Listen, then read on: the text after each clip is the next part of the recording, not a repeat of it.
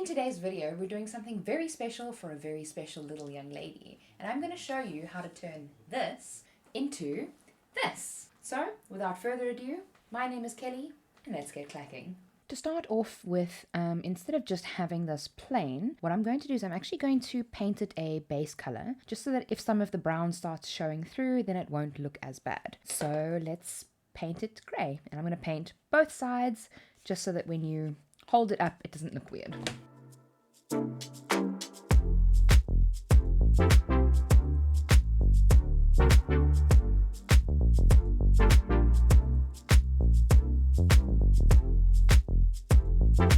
Okay, this honestly doesn't have to be perfect, but as you can see, I painted the back as well as all the sides. I hope I got all the sides.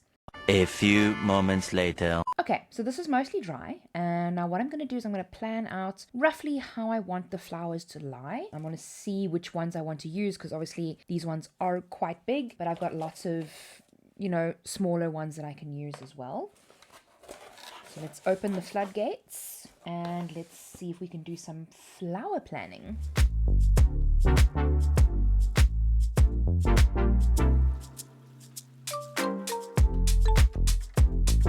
Looks like I've kind of forgotten to make some red flowers. So I'm going to leave that there for now. And I'm going to add a placeholder so that I can cut some more red and then fill that gap in. Oops. Let's leave the green as a placeholder. Maybe a little bit smaller one.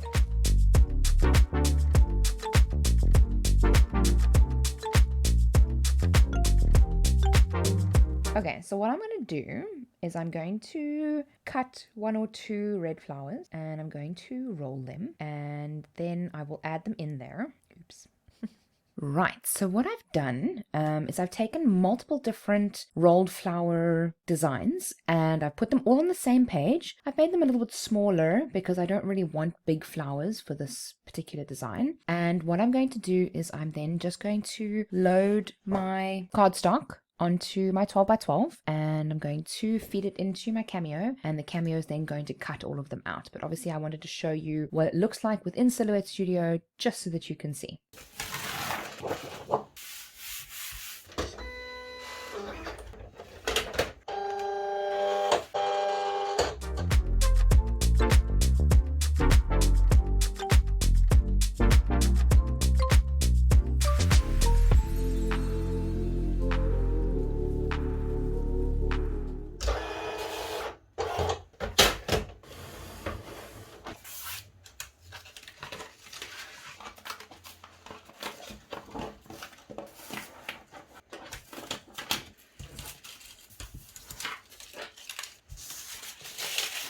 So now that these are all cut, let's roll them. With this particular flower design, what I like to do is, as you can see, I've actually broken off the inner section of this design as well. So now typically, this is something that you would throw away because it's the inside of the spiral and you don't necessarily have a need for it. However, I've found that if you roll them, they actually turn into these. So what I do is I actually roll these ones in any case. So I kind of turn it over, put my twirling tool like we normally do, slip the piece of paper in between the 2 spikes at the top of the twirling tool, and you just roll. So I'm just keeping it in my hand, keeping that in place, just to make sure that that all stays in line with each other. Making sure to keep a nice tight roll all the way through. So when I get to the end, that's where it gets a little bit tricky. It doesn't look as nice.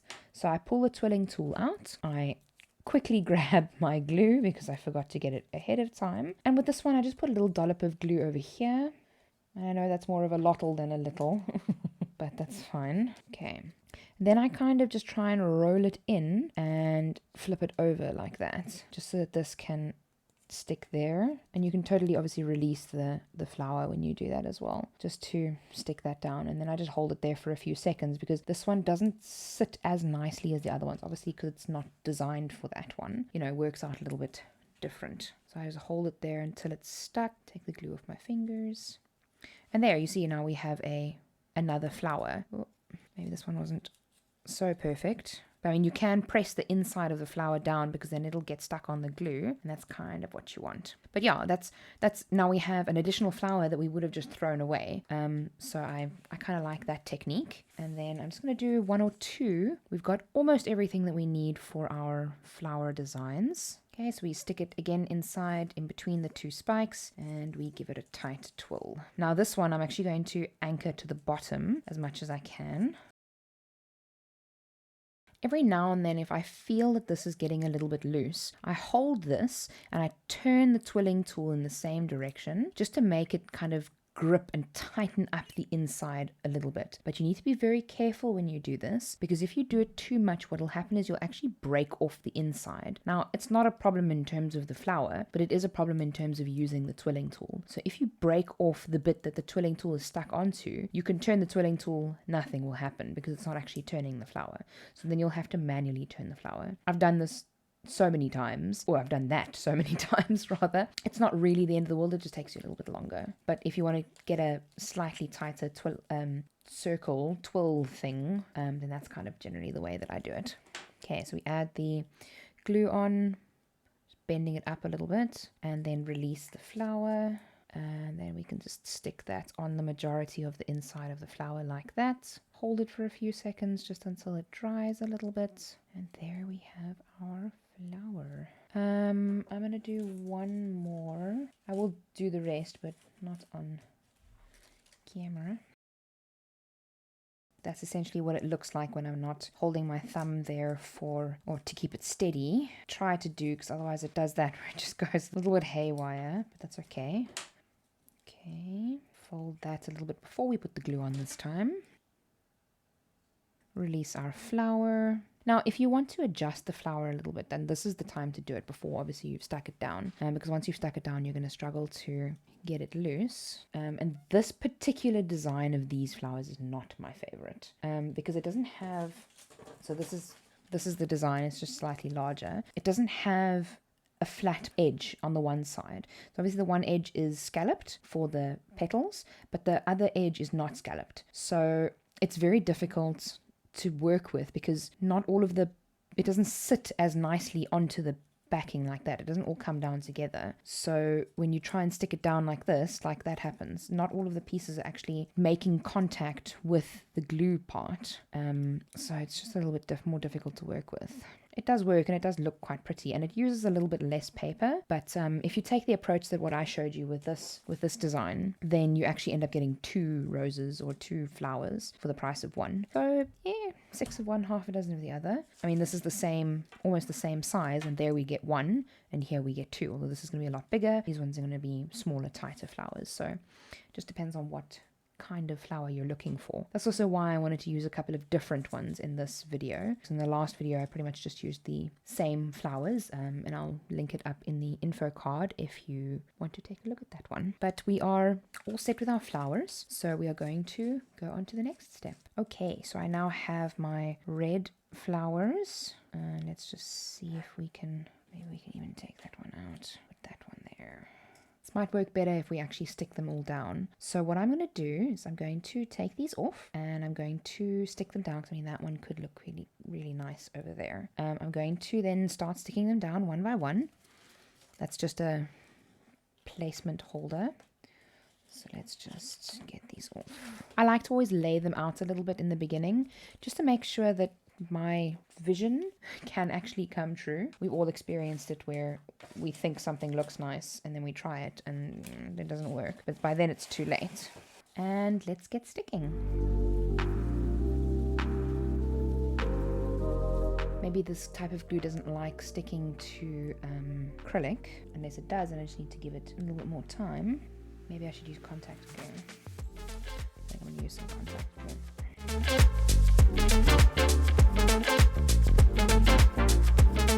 Why didn't you tell me that I was doing the wrong colors? It's supposed to be white, cream, yellow, orange.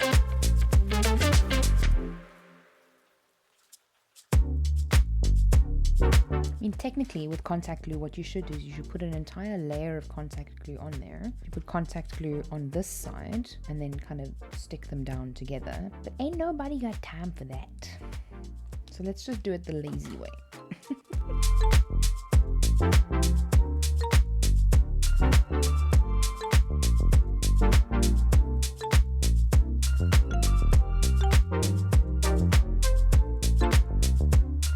Let's see how this works.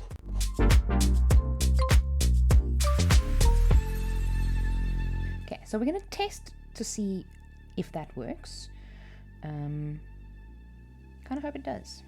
Not gonna lie.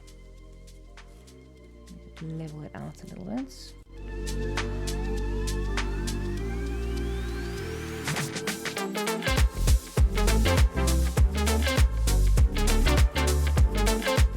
Looks pretty good. I do need another pink one over here. That's why we have spares.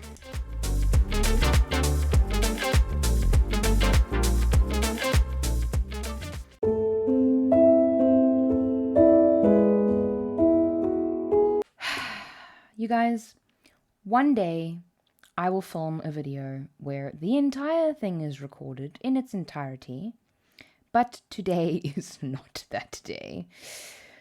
Filming stopped somewhere in the middle of the video, so you saw up to about there, and I completed the rest. To be honest, nothing exciting happened in the second half that didn't happen in the first half, so you didn't really miss much, except for the cool sped up version of applying the rest of the flowers. But this is what it looks like. Early the next morning. Okay, so it is the next day, so excuse all of this. But I had a thought while I was going to sleep last night that I actually bought this shadow box yesterday from At Home. It was 129 Rand, and it's quite a deep shadow box. Oh, now that I see there's actually some marks on there. Didn't see that when I bought it. Anyway, this obviously fits perfectly in here. Well, it's slightly elevated, but I haven't put any glue behind this or anything like that. But I really thought that it would kind of take this design to the next level. It actually so happens that the wood stuff that you get from P&A and this thing that you can get from At Home fit perfectly together. I mean, I would like it slightly smaller, but it's only like that because the leaves or the flower petals are hanging over the edge of the letter. So I mean, if you didn't have that, it would fit absolutely perfectly within this box. What are the chances? So I'm thrilled with how this came out. Thanks so much for watching. I hope to see you next time, and subscribe to my channel if you want to see more of these kinds of tutorials in the future. And remember, be kind to someone today. See you soon.